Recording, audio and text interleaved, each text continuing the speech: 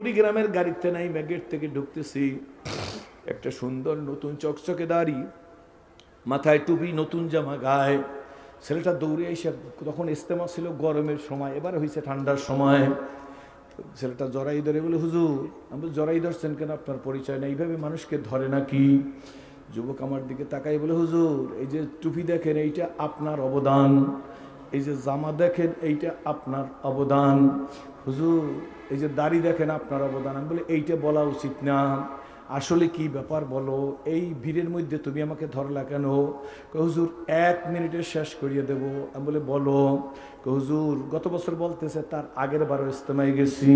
বলে হুজুর গত বছর ইস্তেমার গেট থেকে যখন ঢুকতেছেন তখন হুজুর আপনি আমাকে চিনেন না, আমি তো টুপিওয়ালার গোষ্ঠীও দেখতে পারি না, কত পীর বুজুর্গ, কত আয়োজিন, কত বক্তা, আমি কারোর দিকে মহব্বতের নজরে তাকাই না, আমি কোনো হুজুরের সাথে মুসাফা করতে রাজি না, হুজুর হইলে আমার কাছে ঘৃণার পাত্র, তবে আমার সাথে সম্পর্ক গাজার সাথে, আমি গাজার সম্রাট।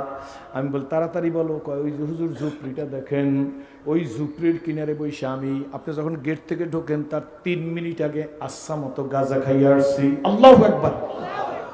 বলে হুজুর গাজা খাইয়া এখান থেকে বেরিয়ে যাইতেছি, আপনার মতো সিরাজিকে আমার কোনো প্রয়োজন নাই, কিন্তু ইউটিউবে আপনাকে দেখছি, এখান থেকে ভিড়ের মধ্য দিয়ে যাইতেছি, হঠাৎ করে কে যেন আমারে বলতেছে, আমি জানি না, মনে হাতটা আপনার দিকে ঢুকাই দিছি, মনে হয় যেন কেউ হাত ধাক্কাইয়া আপনার হাতের মধ্যে ঢুকাই দিছে। হুজুর আপনিও আমার হাতটা ধরছেন। ভাইজান ইসলাম কবুল করার পরে আমি ঘৃণা কি জিনিস বুঝি না। গাজার খোরের মুখেও চুমা দিতে রাজি আছি, গাজা খোরের পাও ধরতে রাজি আছি, ডিউ টু ইসলাম, ইসলামের খাতিরে। কি বলেন ঠিক নেবে ঠিক? আমার রাহবারে কামেল মুর্শিদ মোকাম্মেল আমিরুল মুজাহিদিন মুজাদ্দিদে জামান শাইখুল মাশায়েখ কুতুবুল আলম আল্লামা ফজলুল করিম রহমাতুল্লাহ বলতো, বাবা রে যদি 100 বার বলো তোর পাও ধরলে গুনার কাছ থেকে ফিরবি, আমি তোর 100 বার পাও ধরতে রাজি আছি, তবু গুনার থেকে ফের আমি আমার মাওলারে রাজি করিয়া কবরে যাইও। হে চট্টগ্রামের সোনামণিরা, ওই যুবক ডাক দিয়ে বলে, হুজুর কেন জানি আপনার হাতটা, আমার হাতটা আপনার হাতের মধ্যে ঢুকাই দিছি, আর আপনি এমন পাগল, আমার হাতটা দিয়ে টান দিয়া বুকের সাথে লাগাইয়া কপালটার মধ্যে একটা চুমা দিলেন। চুমা দিলেন হুজুর, নিশ্চয়ই আমার মুখ থেকে তখন তাজা গাজার গন্ধ পাইছেন। আমি সে এমন কোনো খেয়াল নাই, তোমারে চুমা দিছি তাও আমার খেয়াল নাই। হুজুর আপনি যখন চুমা দিয়ে সারিয়া সামনের দিকে যাইতেছেন, তখন আমি কানাই একবার শুধু আপনার দিকে তাকাইছি, আর আমার কান্না শুরু হয়ে গেছে। আমি বলে কেন কাঁদো? কয় হুজুর আপনি চুমা দেওয়ার কারণে কাঁদি। আমি বলে কেন? কয় তখন হুজুর আমার সেন্সেশন ফিরে আসছে, মনে হয় যেন কেউ আমার মাথার ভিতরে হামার দিয়া হাতুর দিয়া বাড়ি দিয়েছে, আর আমার শিক্ষা দিতেছে, অমুসলিমের ছেলে ইসলাম কবুল করিয়ে কুড়িগ্রামে তোদের এই কলেমার দাওয়াত দিতে আসছে, আর তোর গালে চুমা দিছে, এরপরে গালে বিলেট লাগাবি, তোর কপালে চুমা দিছে, এই মুখ দিয়া তুই গাঁজা খাবি। হুজুর আপনি তো চলে গেছেন, আমাকে রাস্তাটা দেখাই বলে এই রাস্তার ওই ঢালা নিচু জায়গায় যাই। হুজুর আমি বসে পড়ছি, আমার ডান পায়ের স্যান্ডেলটা খুইলেন, নিজের গালের মধ্যে নিজে কয়েকটা ফিটান দিছি। ওই ছেলে নিজে বলতেছে, হুজুর টাস টাস করিয়া গালের মধ্যে কয়েকটা ফিটান দিছি, ডান গালে বাম গালে। এরপর উঠে স্যান্ডেল পাই দিয়ে বাজারে গেছি, কয়েকটা টাকা, একটা নতুন লুঙ্গি, একটা নতুন সাবান কিনছি। নতুন লুঙ্গি নতুন সাবান কিনে বাড়িতে গেছি, সন্ধ্যা হয়ে গেছে, গোসল করতে গেছি। মা জানলা দিয়ে আমার দিকে তাকাই আছে, মা তো কোনো কথা বলতেই সাহস পায় না, কারণ আমি ওই ছেলে। হুজুর জানেন না কত বড় পিশাচ, কত বড় অসভ্য, কত বড় চোখ, কত বড় জাহান্নামী। আমি মায়ের বুকের উপর পাড়া দিয়া মায়ের গলায় দাও ধরছি, গাজার টাকা দিবি না তো জবাই দিয়া দেব। মা টাকা দিতে পারে না, মায়ের গলার স্বর্ণের সেন্ট টাস করিয়া ছুটাই নিয়া তা বিক্রি করিয়া গাঁজা খাওয়া ছেলে আমি। মা আমার সাথে কথা বলতে সাহস পায় না, কিন্তু বা জানলা দিয়ে তাকাই আছে, দেখে আমি কি করি, গোসল করি কেন, কারোর সাথে কথা বলি না, গোসল করি আসছি। নতুন লুঙ্গিটা টুপিটা পরছি, নতুন একটা পাঞ্জাবি শার্ট ছিল গায়ে দিছি, জায়নামাজ বিছাই হুজুর দাঁড়াই গেছি। আমি বলে কে তোমারে দাঁড়াইতে বলো? একটু আগে বললা তুমি পীর বুজুর্গ দেখতে পারো না। হুজুর কে বলছে? পরে বলি যখন নামাজে দাঁড়াই গেছি, হুজুর আমার মা ঘরের ফ্লোরে একটা চিৎকার দিয়া ঘর শুরু করিয়া দিছে, গড়াগড়ি যায়। মা গড়াগড়ি যার কয়, আমার বাবারে কে পাগল বানাইয়া দিল? আমার বাবা তো নামাজ জগতের লোক না, আমার বাবারে কে পাগল বানাই দিছে? বলে হুজুর মায়ের কান্না শুনি, তবু 2 রাকাত নামাজ পড়ছি মাত্র, কিসের নামাজ পড়লি জিজ্ঞাসা করলাম, কয় হুজুর আপনার মুখে শুনছি তওবার 2 রাকাত নামাজ। নামাজ পড়ে মায়ের কাছে আইসা মায়ের পা দুইটা জড়াই ধরছি। হুজুর মায়ের পা জড়াই ধরার সঙ্গে সঙ্গে মা একটা চিৎকার দিছে, বাবা তোর কি হয়েছে? হুজুর মায়ের পায়ে ধরে বলছি, মা জাহান্নামী ছেলেটারে মাফ করিয়া দাও, আমার পায়ে তো প্যারালাইসিস হবে কোনো সন্দেহ নাই, এই পাও দিয়া মায়ের বুকের দুধ খাইছি, সেই মায়ের বুকের উপরে পাড়া দিয়া দাও ধরিয়া গাজার টাকা পাই নাই, গলার চেন খুইলা নিয়া গাজা খাইছি।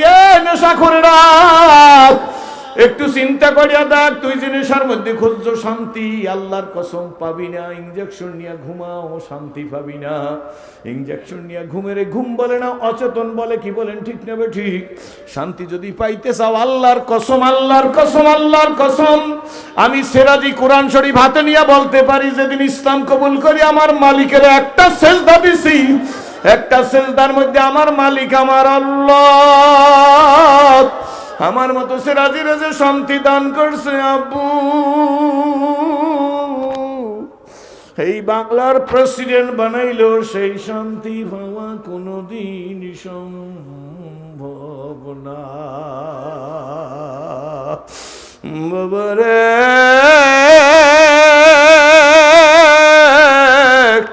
কপাল যদি ভালো হয়, কি ভালো, কি ভালো, কি ভালো, কপাল যদি ভালো হয়, ঘরের পাশের থানকুনি পাতা, আদামনি পাতা খাইয়াও ক্যান্সার ভালো হইয়া যায়। আর কপাল খারাপ হইলে ভেলোর মাদ্রাস সিঙ্গাপুর নিয়ে গেল, অ্যাম্বুলেন্সে বাসি দিতে দিতে লাশ হইয়া বাড়ি আসা লাগে। ঠিক না বেঠিক বলেন? যুবক বলে, হুজুর মায়ের পা ধরিয়ে, মনে আছে তো? যুবক বলে, হুজুর মায়ের পা ধরে কাঁদতেছি, মা তুমি আমারে মাফ করে দাও, আমি তো জাহান্নামে চলে গেছি। হুজুর মা আমারে বুকে নিয়ে সুমায়ার কয়, না তোর সব মাপ, কিন্তু তোরে কে পাগল বানাইলো বল? তো হুজুর তখন মারে আমি মোবাইলে টিপ দিয়ে, আমার এই সেটের মধ্যে টিপ দিয়ে আপনার ছবি দেখাইছি, আর বলছি, মা গো কেউ আমারে পাগল বানায় নাই, দেখা রাখো হুজুরের কথা, আমি পরে তোমার শোনাবো, এ তো ইসলাম কবুল করছে আমাদের দেখা। আর আমার গালে চুমা দিছে আমি গাঁজাখোর, আমার মুখে চুমা দিছে আমি গাঁজাখোর, আমার কপালে চুমা দিছে, এরপর আমি গালে আর বেলেট লাগাবো না। যে অপরাধ করছি, অপরাধের জন্য স্যান্ডেল দিয়া গায়ের মধ্যে দিছি, গালের মধ্যে বাড়ি দিছি। মা আমার গালের অবস্থা দেখো।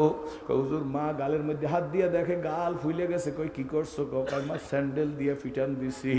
মা আমি পাগল হয়ে গেছি, আর জীবনে আমি নামাজ ছাড়বো না, আর টুপিওয়ালা দিলে গালাগালি দেবো না, মাগো তুমি আমাকে মাফ করো। ছেলে কাঁদে আর আমাকে জড়াই ধরে, হুজুর আমার জন্য দোয়া করেন, আমাকে কি আল্লাহ মাফ করবেনি? আমি বললাম, আরে পাগল, আজকের তো 3য় দিন, একটু পরেই আমিরুল মুজাহিদিন, এদেশের মাটি ও মানুষের প্রিয় মানুষ আল্লামা সৈয়দ মোহাম্মদ রেজাউল করিম পীর সাহেব হুজুর, আমাদের রাহাবারে কামেল আসতেছে, তুই তওবা কর। হুজুর তওবা তো আমি করছি। আমারে ডাক দিয়ে বলে, হুজুর এই সেই দিন থেকে আজ পর্যন্ত, 1 বছর পর্যন্ত আমি গালের মধ্যে বেলেট লাগাই নাই। হুজুর আমি 1 ওয়াক্ত নামাজ তাকবীরুল্লাহ ছাড়া আদায় করি নাই। ছেলেটাকে সারিয়া দিয়ে আমি বলছি, তুমি জামিয়া ইসলামিয়ার 3 তলায় আইসো, আমি ওখানে আসছি, আমার সাথে চা খাইয়ে যাই। ওই ছেলেকে বিদায় দিয়ে দিছি, পলগ্রাউন্ডের বাইরে শোন যুবকেরাম, ছেলেটাকে বিদায় দিয়ে আমি নিজের চোখ নিচে চাইপে ধরে রাস্তায় নিচের দিকে হাঁটতেছি, আর আমার গাল বেয়ে বেয়ে পানি পড়ে, আর আমি চিন্তা করি, মাবুদ গো আমার তো কোনো আমল নাই, আমি যদি তোমার মহব্বতের কারণে, তোমার দিকে ডাকার কারণে যদি আমি তার গালে চুমা দিয়া থাকি, মালিক এইটারে ওসিলা বানাইয়া তুমি আমার জন্য জাহান্নামের আগুন হারাম করে দিও। আল্লাহর পাগলের অধিকাংশ যুবক সোনামণির কুকুরে মালিক সেনে, গরুতে মালিক সেনে, হাতিতে মালিক সেনে, বনের খাসার টিয়া ময়নায় মালিক সেনে, কি সেনে না জোরে বলো? যুবক শোন, স্কুল কলেজ ইউনিভার্সিটির আব্বুরা, আমি ছিলাম জাহান্নামের আসামি। আমার মতো মানুষ যদি ইসলাম কবুল না করিয়া মারা যাইতো, দুনিয়ায় দাউ দাউ করিয়া আগুন জ্বলতো, তার মধ্যে আবার জ্বলাও দিত, কিন্তু আমার মালিক আমার গলায় কোরআনের রশি লাগাইয়া আজকের পীর সাহেব চরমনের কাছে আইনা দেশে পলাপুরান্টের মাঠে বুড়ারা বৈশা থাকো, কোন কোন জোয়ান বলতে পারো সে রাজি, গুজারতে যাবা না ফের আতা নেই। যেই দিন চলে গেছে আর ফিরে আসবে না। আল্লাহরে হাজির নাজির জানি বলি, এই জীবনটারে আইসক্রি তওবা করিয়া ইসলামের সাথে গর্ব এমন যুবক কারা দাঁড়াইয়া দেখাও, এমন যুবক কারা মাঠে দাঁড়াইয়া দেখাও, মঞ্চেও যুবক থাকলে দাঁড়াইয়া দেখাও, হাত জাগাও। ইয়া আল্লাহ ডাক দাও, ইয়া আল্লাহ। এ বেকার, এ বেকার, এ জুলুম, এ নির্যাতনের শিকার যুবকেরা, মিথ্যা মামলার আসামি, কত নেতা কত নেত্রীর পিছনে দৌড়ে জীবনটাকে বরবাদ করে দিছো। মিথ্যা মামলায় জর্জরিত হইছো, 16 বছর বাড়ি ঘুমাইতে পারো না, আব্বু তোর পাও ধরে সেরাজি বইলা গেল, দৌড়ে আয় সামনের দিকে, চরমনার হুজুরের কাছে আজকের তওবা করিয়া বল, এমন জীবন আমি করিব গঠন, মরিলে হাসিব আমি, কাঁদিবে বুবা। রাজি? হাত জায়গায় বলে রাজি, জোরে বলেন আল্লাহুম্মা আমিন। আলহামদুলিল্লাহ বইলে বসে পড়েন। আমার মন বলতেছে মাঠটা এখন আল্লাহর কুদরতি হাতের মধ্যে চলিয়া গেছে। মনে হয় যেন মাঠটার উপরে এখন আপনাদের প্রত্যেক যুবকের উপরে আল্লাহর রহমতের বৃষ্টি বর্ষণ করতেছে। কি বলেন ঠিক না ঠিক? আল্লাহর পাগলেরা, ধনীরা, গরিবেরা, যুবকদের আর একটা কথা বইলে আমি হয়তো সামনের দিকে অল্প কিছু কথা বলে শেষ করিয়ে দিব। তোমরা আমার দিকে তাকাই থাকো সোনামণি, ওই রকম যুবক হও। কোন রকম? ওই যে মক্কার এক যুবক চাচাকে ডাক দিয়া বলে, চাচা আমার এই দোকানের সামনে দিয়ে একটা লোক যায়, মক্কার লোকেরা তারে আলামিন বলেন। চাচা তুমি তারে ভালো জানো না? আমিও তো ভালো জানি না। তুমি তার কাছে যাও না গো, আমিও তার কাছে যাই না। চাচা ডাক দিয়ে বলে, কোন কার কথা বলো? কয় চাচা লোকেরা যারে আলামিন বলে। কি বলেন ঠিক না ঠিক? চাচা ডাক দিয়ে বলে, চাচা কি জানতে চাও? কয় চাচা জানতে চাই আসলেই সে সত্যবাদী না মিথ্যাবাদী। তখন চাচা ডানে বামে তাকাই বলে, ভাতিজা শোন, আসমানের নিচে জমিনের উপরে ওনার চাইতে সত্যবাদী আর কেউ নাই।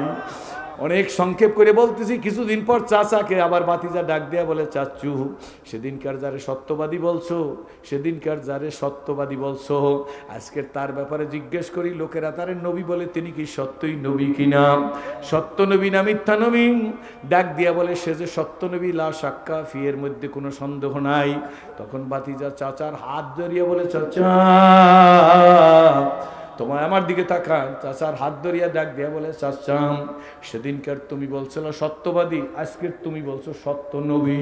এই আপনাদের কাছে জিজ্ঞেস করি, আল্লাহর কসম, কোনো পাবলিসিটি করার জন্য না, চরমনার হুজুরের প্রশংসা করার জন্য না, ডানে বামে সামনে পিছে যারা আছেন, যাদের দুইটা হাত আছে, বলেন এদেশের শান্তিপ্রিয় মানুষের মধ্যে চরমনার পীর সাহেব হুজুর অন্যতম কিনা?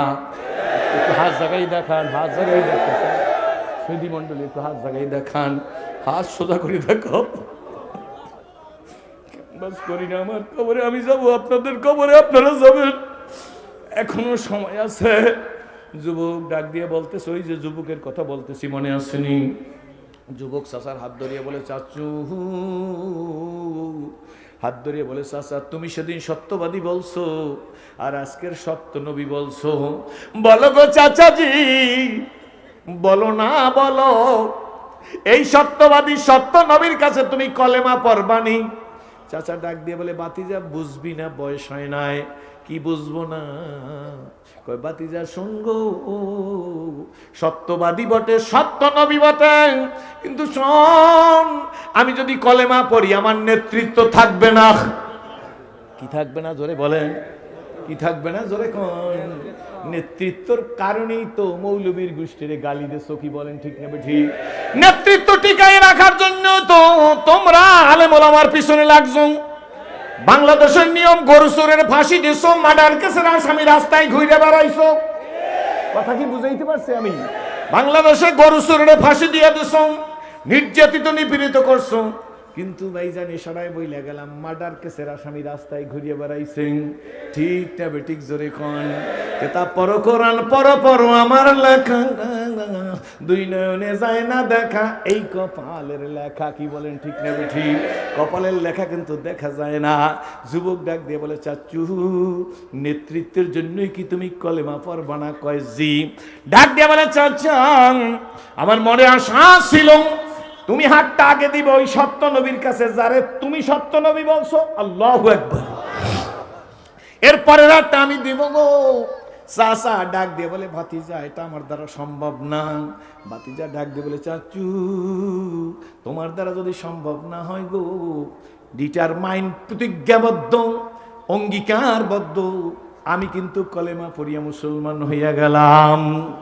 কয়েক মিনিট কথা ধৈর্য সহকারে শুনবেন। চাচা ডাক দিয়ে বলে ভাতিজা ইসলামের মজা বোঝো না? কয় চাচা বুঝি। আল্লাহু আকবার। এই দুঃখে দুঃখে মরতে হবে? কয় চাচা রেডি। মিথ্যা মামলার আসামি হবি? কয় চাচা রেডি।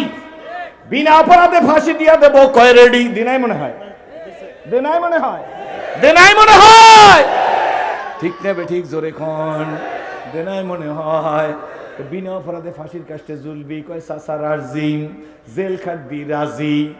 এত রাজি? তুই তো বেয়াদব ছিলে না, কেন বেয়াদবি করম? কয় চাচা গো এইটা তো আমার বেয়াদবি না, এইটা তো আমার মালিকের কাছে যাওয়ার রাস্তা।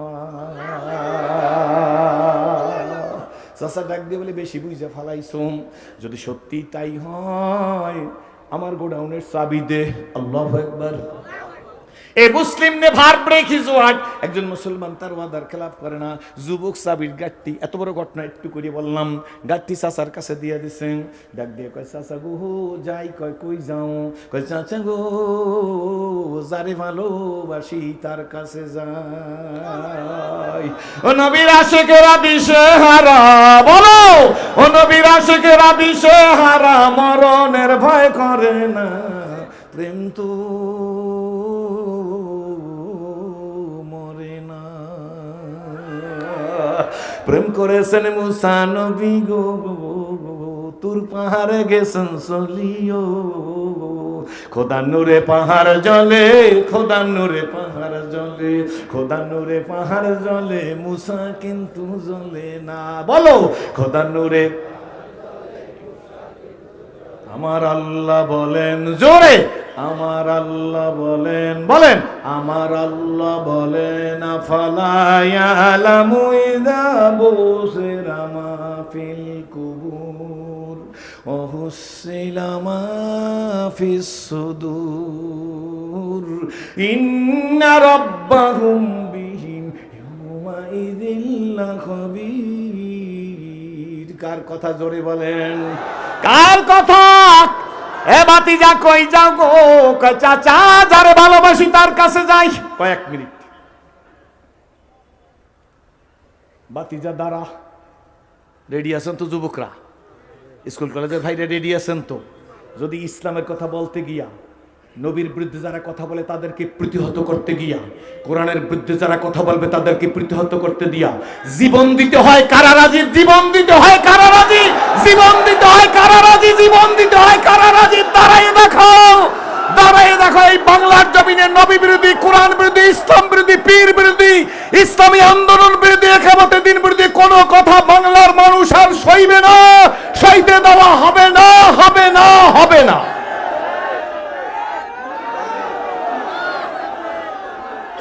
আলহামদুলিল্লাহ বলে বসে পড়েন। আমি শেষ করিয়ে দিতেছি। আল্লাহ ডাক দেন, ইয়া আল্লাহ। ভাতিজারে ডাক দিছে, শোন, যাও যারে ভালোবাসো। কারে ভালোবাসে? ডাক দিয়ে বল যাও গো, গার্জে জামাটা ওইটা তোর বাবার টাকার কেনা না, ওইটা আমার টাকার কেনা। কি করতে হবে চাচা? কয় জামা খুইলা দে। এই নির্যাতন শুরু হইলে কিন্তু আহা, জামাটা খুইলা দিছে খালি গায়ে। ইসলাম কবুল করার আগে এই ঘটনা পড়ছি। খালি গায়ে যাইতেছে, ভাতিজা দাঁড়া রে। কই যাও? কয় যারে ভালোবাসি তার কাছে যাই। আল্লাহু আকবার।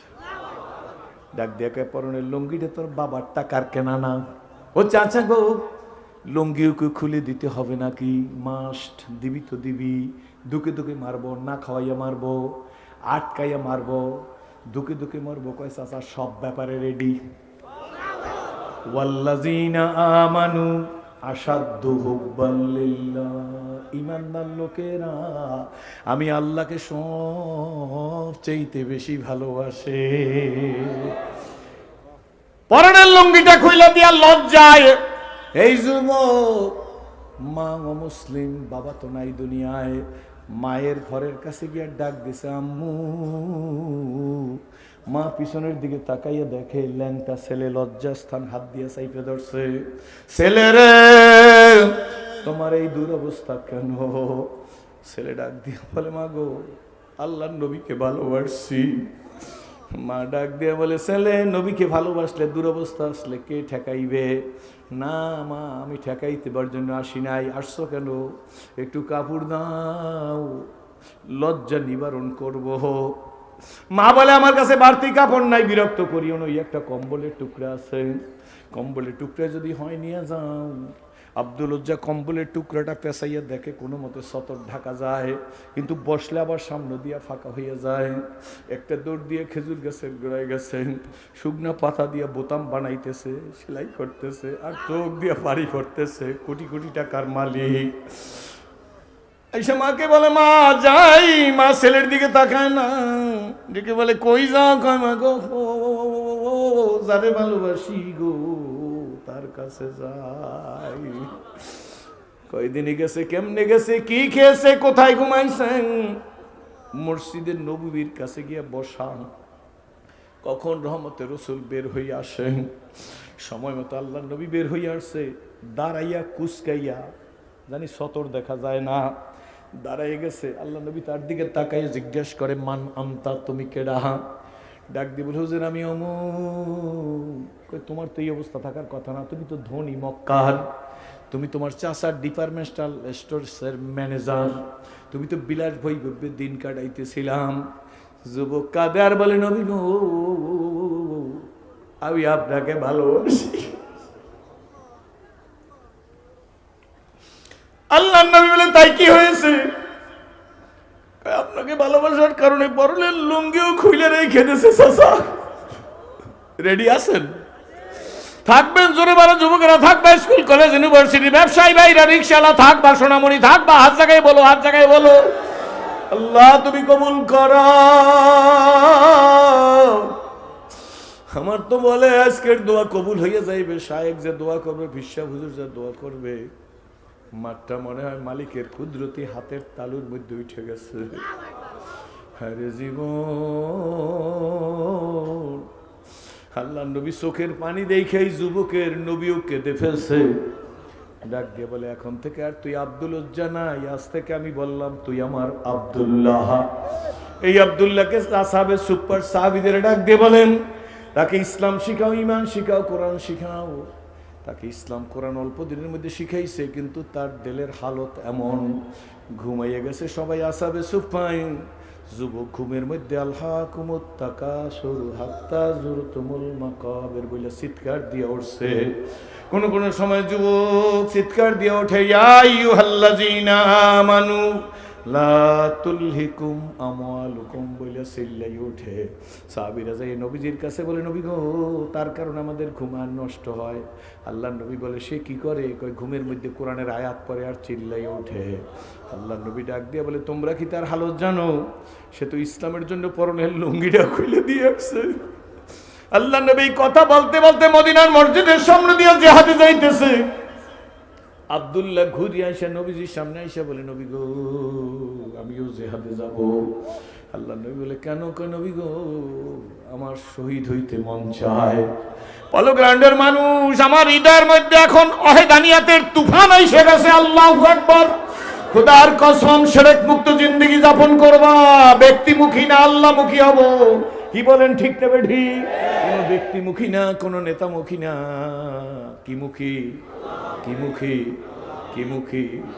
আল্লাহ নবী ডাক দেয়া বলে, আব্দুল্লাহ, জিহাদে যাইতে হবে না, তোর জন্য তো আমি দোয়া করছি। তোকে কোনো কাফের মুশরিক তরবারির আঘাত দিতে পারবে না। আব্দুল্লাহ ডাক দিয়ে বলে, তাইলে কি আমি শহীদ হইতে পারবো না? আল্লাহ নবী কেমন নবী! আল্লাহু আকবার। ওয়াইন্নাকা লাআলা খুলুকিন নাযীম। আল্লাহ নবী বলে, আব্দুল্লাহ, ঘরে মরলেও শহীদ, জ্বরে মরলেও তুই শহীদ হবি। জোরে বলেন সুবহানাল্লাহ।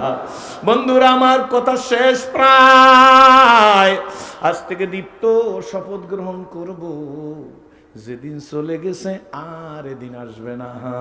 আজ রাতটা আমার জীবনের শেষ রাত হইয়া যাইতে পারে। কি বলেন, ঠিক না ঠিক? বাড়ি আলা নাই রে বাড়ি, নাই রে দুনিয়াতে, হবে এলান আমারই নাম মসজিদের মাইকেতে। কি বলেন ঠিক না বেঠিক?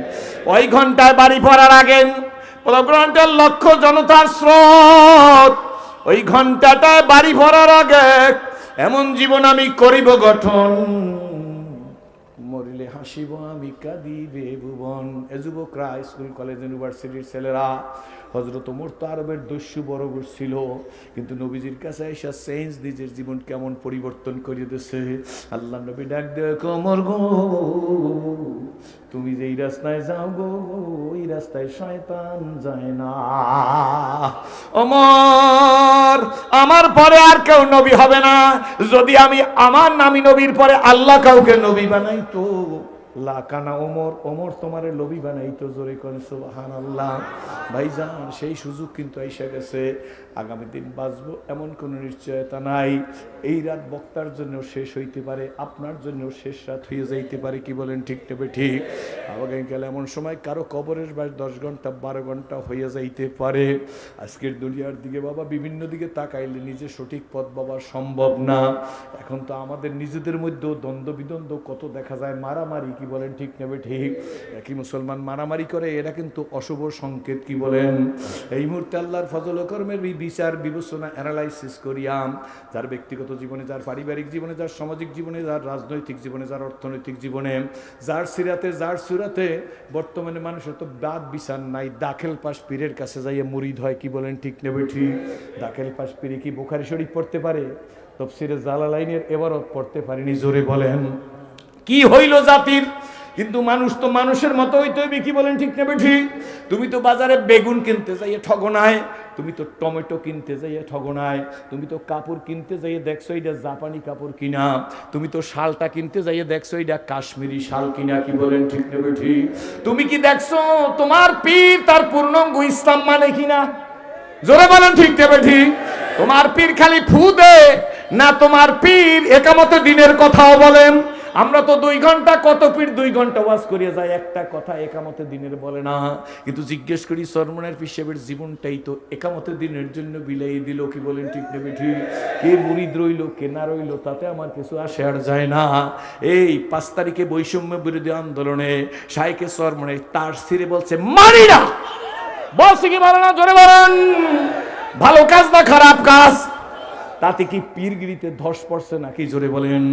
ইসলাম complete code of life, Mukammel নিজামে হায়াত, পরিপূর্ণ জীবন ব্যবস্থার নাম। কি বলেন ঠিক নেবে ঠিক? সুতরাং আসুন, ইসলামকে জমিনের মধ্যে প্রতিষ্ঠিত করার জন্য আমার মনে আছে 2001-এ কাবার সামনে দাঁড়াইয়া এহরামের কাপড়টা ফাঁকা করিয়া সিনাটা কাবায় লাগাই একটা চিৎকার দিছি, রব্বি কাবা, এই তোমার ঘর। এ যুবক ফিরে আয়, এ পথরা ফিরে আয়, এ মাথারা ফিরে আয়, এ সংবিধানরা ফিরে আয়, এ বেদাইতি বেশরিয়তি ফিরে আয়, যারা ইসলামের ঘরে আগুন দেশ ফিরে আয়। তওবার দরজা এখনো খোলা আছে। কি বলেন ঠিক নেবে ঠিক? তোদের কি লজ্জা লাগে না আব্বু? অমুসলিমের ছেলে ওইটা তোদের পায়ে ধরে, তোদের কি সিরাজের জন্য মায়া লাগে না? আমি তো টাকা চাওয়ার জন্য ফলোগ্রান্টে আসি নাই। কিছু আগে ইকবাল ভাইকে বলছি, আপনাদের মহব্বতের কারণে আসি। ওয়াজ মাহফিলে আপনারা যে টাকা পয়সা দেবেন, তার সাথে বেশি টাকা পয়সা পাওয়ার জায়গা আমার আছে। সম্মানের কোনো কমতি নাই, কোনো গরিবের ঘরে জন্মগ্রহণ করি নাই, কোনো অসম্মানী ব্যক্তির ঘরে জন্মগ্রহণ করি নাই। সব ছিল, একটা জিনিস ছিল না, আমি আমার মালিককে চিনতাম না। আজকের যখন ওযু করিও মালিকের দরবারে দাঁড়াইয়া যাই, মনে হয় যেন আল্লাহ গোটা দুনিয়ার রাজত্বটা আমাকে ভিক্ষা দিয়ে দিছে। মনে হয় যেন গোটা দুনিয়ার রাজত্বটা আমাকে ভিক্ষা দিয়ে দিছে। এখন যখন ওযু করিয়া দাঁড়াই, কাবা ঘরের সামনে যাই, একটি সিনাটা কাবায় লাগাইয়া বলছি, রব্বি কাবা, এই তোমার ঘর, এই আমার সিনা গো, তোমার ঘরের সম্মানে আমার জন্য জাহান্নামের আগুন হারাম করে দাও। বিদায় বেলা বাবা, প্রতি বছর এইরকম মাহফিল হোক, পলগ্রান্ডের চাইতে আরো বেশি হোক। সাইন কারা হাত জাগাইয়া দেখান, হাত 2 হাত জাগাইয়া দেখান যদি সত্যি চান। এটাকে টিকাইয়ে রাখতে হবে কি হবে না? জোরে বলেন। 50 লক্ষ টাকার উপরে খরচ, আমি সেরাজি যদি এই মাঠে এখন বলতাম ন মুসলিমকে সাহায্য করেন, আমার ডানে বামে কুটিপতিরা বসা আছে, চট্টগ্রামে বাড়ি করিয়া দেওয়ার মতো লোক আছে। বৃহস্পতির কৃতি সন্তান আপনারা চিনেন, আমার ভাই এখন বলতো যে আমার বাড়ির অর্ধেক তোমাকে দিয়ে দেব, তবু তুমি কাঁদবা না, কি বলেন ঠিক না বেঠি? আমার রক্তের মানুষ মনে হয় যেন আপনারা সব। আল্লাহ তুমি আমাদের একসাথে মুড়ির মার মতো মেলার তৌফিক দান করো। এই পলো গ্রাউন্ডের ঐতিহাসিক মাহফিল সদকা জারিয়ার কাজটিকে রাখার জন্য একটা সিংহ পুরুষ যারা আমি বাবা মনে করিয়া দোয়া করব। আমার বাবা মুসলমান হইলে আমি আলেম সন্তান, আমি বক্তা হিসেবে বাবাকে যেইভাবে দোয়া করতাম, আমি তো বাড়িতে কোনোদিন একটা রসমালাই নিয়ে যাইবার পারি নাই যে এই রসমালাইটা প্লেটে নিয়ে মারে কাটিয়া খাওয়াইয়ে দেব।